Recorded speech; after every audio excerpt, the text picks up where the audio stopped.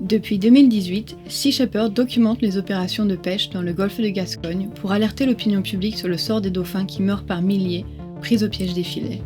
L'observatoire scientifique Pelagis estime qu'en moyenne 10 000 dauphins périssent asphyxiés chaque année. Durant l'hiver 2021, nous avons filmé plus de 60 remontées de filets. Le constat est sans appel. Si les dauphins sont les victimes collatérales des filets de pêche, ceux-ci sont de plus en plus vides. L'océan se vide de ses poissons. Observatoire de pêche sur 2013-2014 sur le programme Observe. C'est à nous, observateurs, de trouver des navires. Il y en a très peu qui acceptent des observateurs. Donc il y a énormément d'autres navires qui ne prennent pas d'observateurs et ils n'ont pas forcément l'obligation de les prendre. Ils n'ont pas d'obligation. En mer, il y a très peu de police. C'est tellement vaste. Il y a tellement peu de moyens. Donc les données, certes, il y en a des données. Mais si on pousse un peu plus loin, si on s'intéresse un peu plus à la question, et ben on se rend compte qu'il y a très peu de navires qui sont observés. Cette interview fait état de l'opacité du secteur de la pêche. Très peu de contrôle en mer, lumière de travail éteinte, utilisation de bâches et de spots lumineux pour empêcher nos équipes de collecter des images. Et qu'en est-il des labels pêche durable, censés garantir une pêche respectueuse du milieu marin et aider le consommateur à faire un choix éclairé? Sur le site internet du label MSC, on peut lire que leur label offre des garanties contre la surpêche grâce à un programme de certification rigoureux qui permet aux consommateurs de choisir une pêche durable. Pourtant, en mai 2020, notre navire Sam Simon filmait le Annie Ilina, un chalutier géant pêchant dans le golfe de Gascogne sous le label MSC. Une capacité de pêche démesurée et des milliers de poissons morts rejetés dans son sillage. Le Margiris, l'un des chalutiers géants les plus décriés au monde et interdit de pêche en Australie, est également certifié MSC. La société propriétaire du bateau se défend en jurant main sur le cœur qu'elle a toujours œuvré pour une pêche durable, respectueuse des espèces.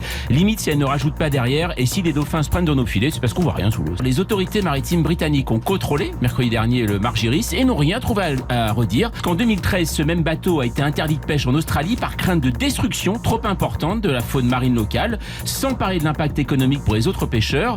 Un an plus tôt, ce même chalutier était accusé de piller les fonds marins en Afrique de l'Ouest, donc on peut comprendre les inquiétudes. Que dit l'Europe justement de ce bateau ?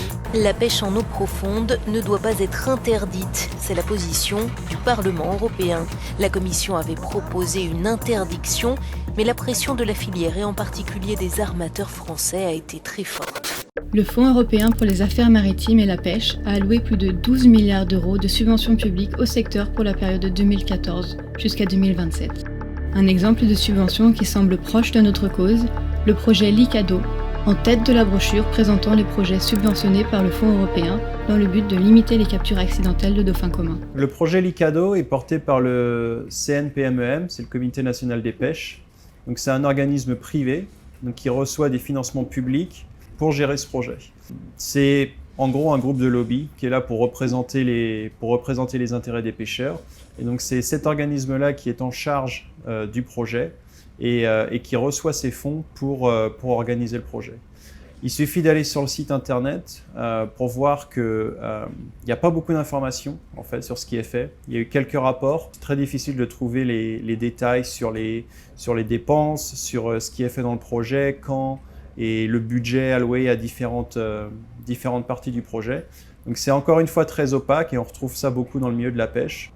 C'est quand même un peu bizarre d'avoir un groupe de lobby au final qui reçoit cet argent-là pour gérer ce projet-là quand on sait que eux, leur intérêt c'est de protéger les pêcheurs et pas nécessairement les dauphins. Les solutions techniques qui sont avancées, la solution principale c'est le pinger qui est un répulsif acoustique.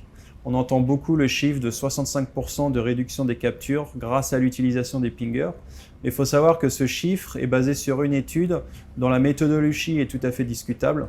Et donc ce n'est pas un chiffre sur lequel on puisse vraiment se baser. Nous, l'année dernière, on a observé des chalutiers pélagiques remonter des dauphins dans leur filet avec un pinger, alors que les pêcheurs nous disaient que grâce à ça, ils n'en remontaient jamais. Et on l'a observé quelques heures après. Il y a des dauphins partout. On essaye, on n'empêche pas. Vous n'avez pas compris encore. Donc on sait très bien que déjà ça fonctionne pas à chaque coup. Et également, ça pose un problème puisque, en fait, le principe du système, c'est de faire fuir les dauphins, donc d'émettre un son pour que les dauphins s'éloignent de la zone de pêche. Mais il faut savoir que les bateaux de pêche sont dans l'habitat des dauphins. Ils sont dans leur zone de vie, dans leur zone où ils se nourrissent.